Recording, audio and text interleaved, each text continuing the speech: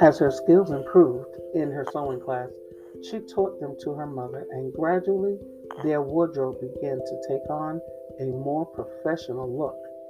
Soon they were getting requests to make clothes for some of the members at their church, and one year Denise even made the robes for the youth choir. She remembered these years fondly because these were the years that her mother was still alive, and she would gladly relive each and every moment, whether it was embarrassing, thrilling, or even uneventful. When she got her first job, she started buying her clothes from the store, but not just any store. She shopped at upscale boutiques, and that was the beginning of her love affair for clothes. As the years went on, she sharpened her taste buds on every fashion magazine she could get her hands on, and in the process made a name for herself as being a woman of impeccable taste. She took great pride in her appearance and loved to coordinate her wardrobe, which meant she could spend hours trying to find just the right pair of shoes or hat or a pocketbook. She traveled to London, California, and Germany to shop just so she wouldn't have to bear the embarrassment of going to a function and seeing someone wearing the same thing she had on. She literally had dozens of pairs of shoes and handbags and never missed going to the spring and fall shows to see what the new fashions would be. She began to have her clothes tailor made when she got engaged to her high school sweetheart, and together they made an awesome picture, one always complimenting the other. Her wedding gown had been flown in from Paris, and it was the wedding gown of her dreams, which cost her $4,000, much to the objection of her parents, her family, and most of her friends. But one night, as she and her fiance were walking home from a date, she revealed to him that she was torn about the decisions to purchase the gown or go with something a little less expensive. He stopped her right there in the middle of the sidewalk, put his hands under her chin, and lifted her face so that she was looking him straight in the eyes. Baby, I love your family, but this is our wedding. I don't know about you, but I have been waiting for this moment all my life, and I truly believe God has intended for us to be together. I will spare no expense for this occasion, and I don't want you to either. If you want that gown, get it. I can afford it, and so can you. Now, is there any more doubt in your mind about what you should do? He asked while kissing her softly on the nose. Denise was so overcome with love and emotion that all she could do was lay her head on his chest as tears of joy slid slowly down her cheeks. You are priceless. Did you know that I love you? She asked as they held hands and continued walking down the street towards her apartment. The wedding went without a hitch, and she was resplendent in her gown. The biggest surprise, however, was that her future husband had also ordered his tuxedo from Paris, and they were breathtaking together. They really did make a beautiful pair, she and her husband, her love, her life. The first day she spotted him walking across the lunchroom floor, surrounded by his teammates, she knew she was in love. She was eating a tuna sandwich that her mother had made her for lunch and was in mid bite when she literally froze.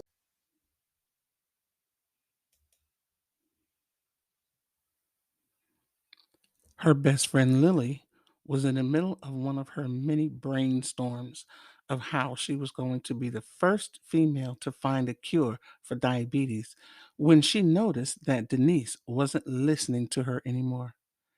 Space Tanisi, are you there? she asked while snapping her fingers in front of Denise's face. Oh, sorry, girl. What was that? Never mind what was that. Where were you just then? Uh, Nothing. Never mind. Girl, you were staring at that guy and practically drooling. So don't never mind me. Okay, okay. I know you'll think I'm crazy, but the strangest feeling came over me when I looked at that guy over there. It's a lot of guys over there. Which one you talking about exactly? That one. Nisi, are you kidding me? There are a dozen guys over there, and you're telling me that one? Oh, yeah, that's funny. I didn't see these other guys. I'm talking about the guy holding the ball with his foot on the bench. Mmm, yeah, he is a hunk. I can see why you're looking at him. What kind of feeling are you talking about? Like deja vu or something? No, more like I've known him for a long time and we're going to be together for a long time. Before she could stop herself, Lily burst into a loud laugh that brought stares from the other kids sitting at the tables around them and a hurt look from her friend's face. I'm sorry, girl. I didn't mean to laugh at you, she said, really meaning it. Yeah, you're right. You're sorry, all right. Just forget it, said Denise, deciding not to divulge any more information to her doubtful friend. Besides, how was she going to make Lily understand the feeling that had come over her when she didn't fully understand it herself? All she knew was this young man was going to be her husband. If she told her friend this, she was sure to tell her she was just fantasizing and calling it wishful thinking. After all, he was somewhat of a legend here at their school, and practically every girl in the school, and probably outside of the school, wished they could be the object of his affection. No, really, go ahead and tell me. For real, I'm listening. Come on. Nope, said Denise as she got up to clear her mess from the table. Oh, come on, Denise, don't be mad. I said I was sorry. Come on, tell me, pleaded Lily as she got up to follow her friend and gather her books from the table, but leaving her garbage behind. If you leave your garbage, Miss Karinsky is going to make you walk all the way back over here to put it away, said Denise, trying to spare her friend a showdown with the teacher assigned to cafeteria duty. As she returned to the table to remove her tray, Lily continued to beg her to forgive her for her insensitivity and share her feelings of amour with the handsome hunk. She never told her friend any more about her feelings, but she did let her be the bridesmaid in their wedding when she and Jason were married. Jason Jones was 6 feet 4 inches of lean, hard muscle, topped off by a 4.0 grade point average, a smile that melted every female it flashed, and a personality that made him the favorite of every teacher in the school. He was an only child and the product of a broken home, thanks to a selfish father and a younger woman. But he was not spoiled because his mother, not having time to dote on him thanks to having to work 2 jobs, taught him at an early age to be responsible, independent, respectful, and Christian. He grew up with a respect for himself and other people, especially women, and became popular everywhere he went. When he discovered he had a talent for basketball, he quickly honed that talent, became the star athlete, and was assured a scholarship by his coach and the various scouts that were present at all the important games. His good looks were a mixture of his mother's coffee brown complexion and his father's fine, rugged features, which, when put together, made him the most handsome young man in the whole school, literally. Not only was Jason popular in school, but he was also popular and very busy in his church. He sang in the choir, was a junior deacon and worked on the food outreach committee. No one could accuse him of being a chatterbox in school, but in the church, he felt a certain freedom that allowed him to express himself in ways only he, his mother, and God could understand. He proudly accepted Jesus Christ as his Savior when he was 12 and loved going to Bible study. It was his love of God and a desire to meet a saved young woman that drew him to Denise Maples. When he first laid eyes on her, he knew there was something about her that was different than the other girls. He didn't know what to say at first, but after talking to Deacon Boone, decided to just wait and let God work things out in their favor. What Denise and Jason didn't know at the time was that they weren't the only ones that wanted them to be together.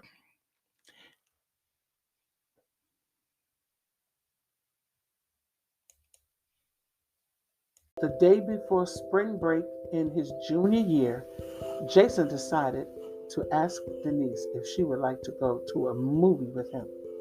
He had watched her for a long time and noticed she did not fool around with a lot of guys, was very studious, and kept herself very neat and clean.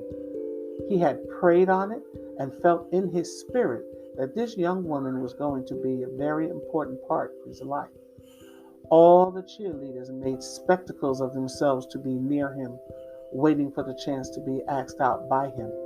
Some even went so far as to ask him out, only to be turned down. Jason did not feel the flirty, vain cheerleaders were his type, but he did go out with a few young ladies in his school. When he asked a girl out, it quickly spread like wildfire through the school, and she was an instant celebrity among her peers. But her walk of popularity only lasted for one date. That was all it took for Jason to see she wasn't his type, so he never asked him on a second date, and after 5 such disappointing dates, decided he wouldn't bother again with this silly flirtatious girls at his school. But that was before he saw Denise Maples. For their first date, he took her to see a movie that to this day neither one of them could remember was about because they left halfway through it.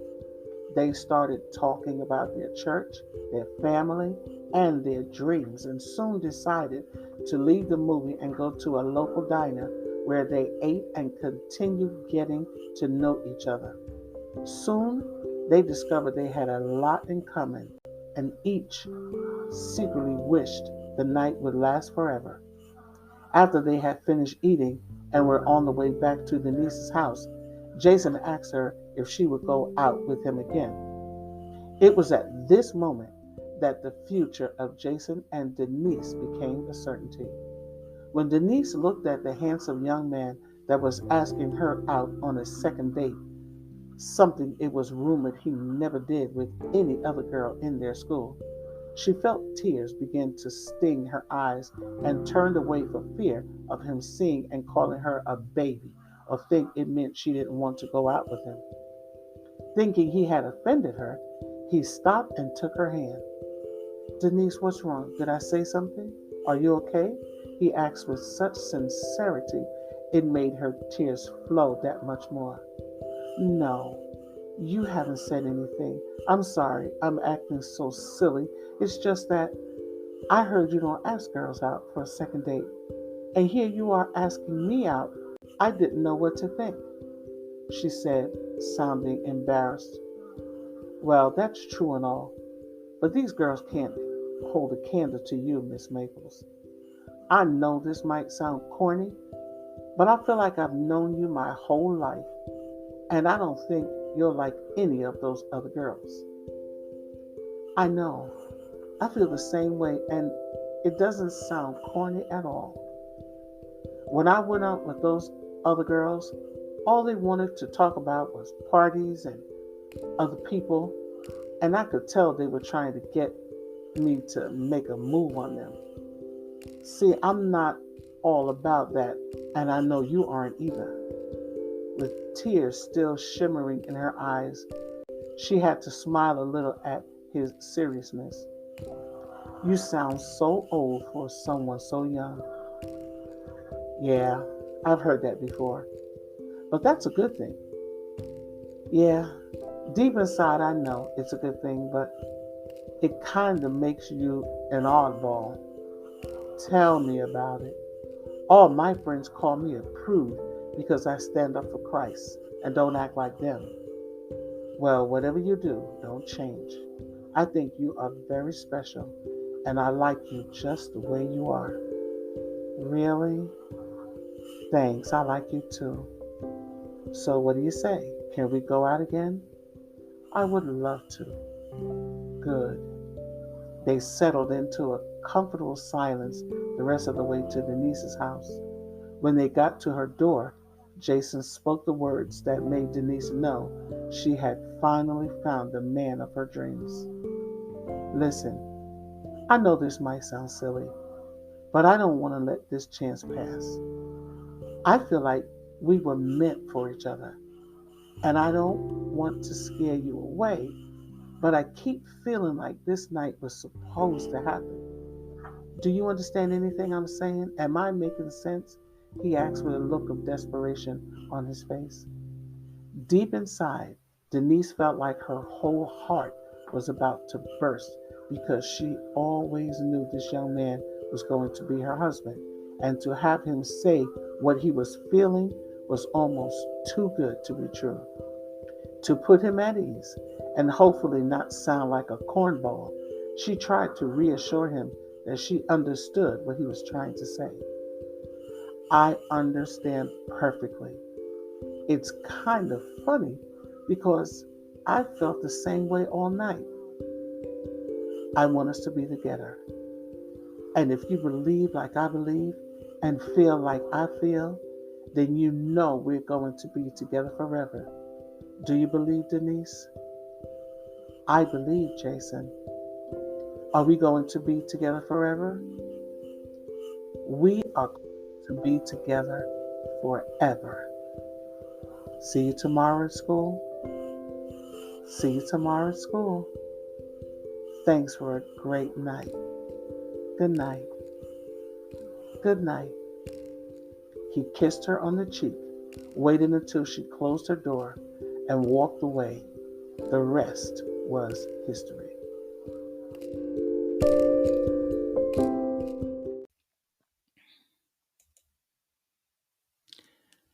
It was very evident to many of the adults at their church that these two young people were different from the other young people because these two young people had a love for the word.